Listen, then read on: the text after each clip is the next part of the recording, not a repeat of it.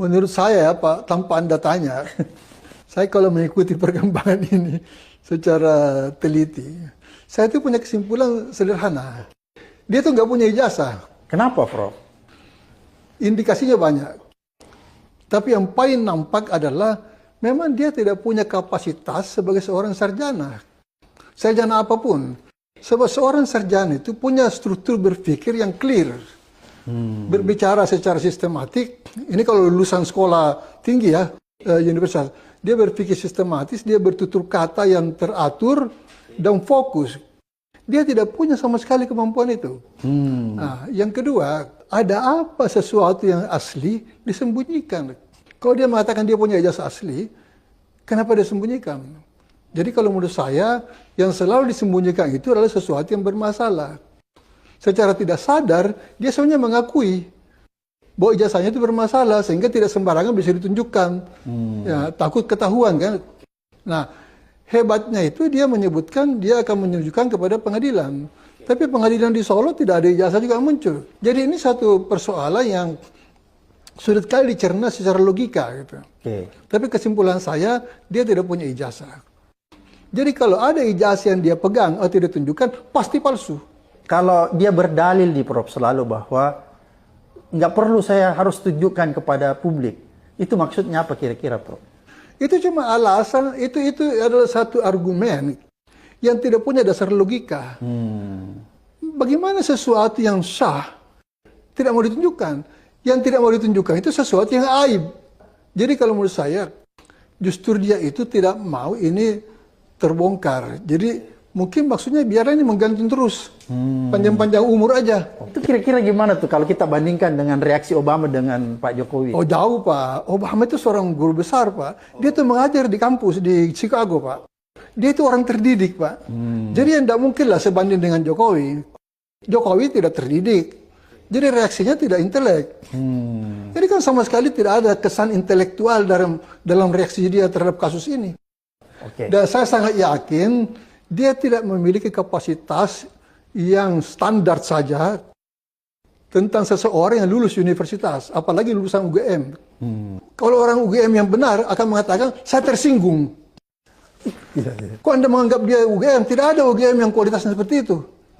Biasanya kan begitu. UGM kan menjaga standarnya. Ya, dari dulu UGM itu adalah universitas yang paling terhormat.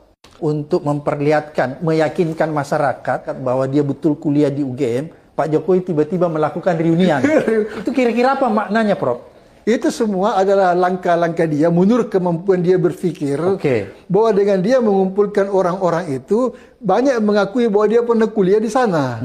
Nah, cilakanya yang mendesain reuni ini kurang canggih. Ini bukan reuni yang genuine. Tidak pernah ada reuni itu kembali ke kampus. Reuni itu kan mencari tempat yang paling comfortable untuk bersantai-santai. Ya, kok ke kampus? Ya. Yang ketiga ini yang saya dengar, saya baca juga beritanya ya. Orang datang kok diangkut dengan bos gitu loh. Dari tempat-tempat yang berbeda kan mestinya. Artinya dimobilisasi gitu? Dimobilisasi. Yang konyol lagi, ini menurut berita. Setiap orang yang datang itu pakai name tag itu loh. Pakai nama di dada. Masa alumni kau masih pakai? Berarti masa alumni satu angkatan kau tidak kenal? Dia kan berarti 5 tahun atau 4 tahun bergaul dengan dia, tahu? Masa bisa lupa namanya? Jadi nggak perlu pakai name tag sebenarnya. Jadi itu tanda-tanda untuk menghindari jangan sampai Jokowi keliru menyebut namanya, pasanglah nama-nama itu. Dia kan mau so akrab nanti dalam pertemuan itu. Jadi tidak genuine ya? Ya itulah cara berpikir Jokowi kan memang rendah ya standarnya. Jadi itulah kasihan dia. Saya sebenarnya kadang-kadang kasihan juga sama dia sebagai manusiawi ya. Dia itu berusaha betul untuk menutupi kekurangannya dengan cara-cara yang semakin membuka kecurigaan orang. Jadi menurut saya reuni itu menambah beban kepada Jokowi. Nah, karena tuduhan orang, kecurigaan orang itu memang dia tidak asli. Saya mencurigai, ini saya curiga ya. Itu tidak mungkin gratisan orang datang.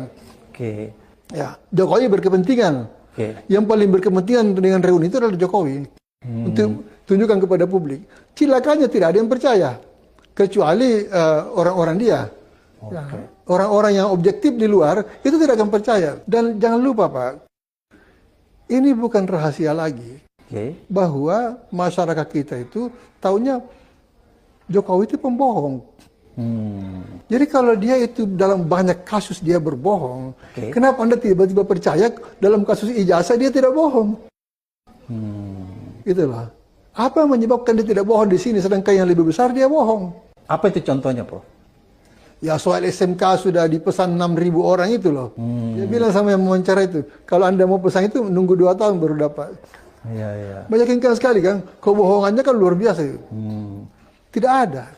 Jadi itulah dasarnya sehingga Prof Rias mengatakan yang lain saya dia berbohong, apalagi Ijazah.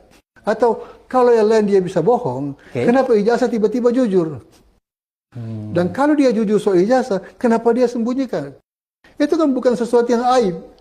Yang perlu Anda sembunyikan itu adalah sesuatu yang aib, sesuatu yang bisa membawa keburukan. Kalau ini untuk menyelesaikan masalah, kenapa Anda sembunyikan?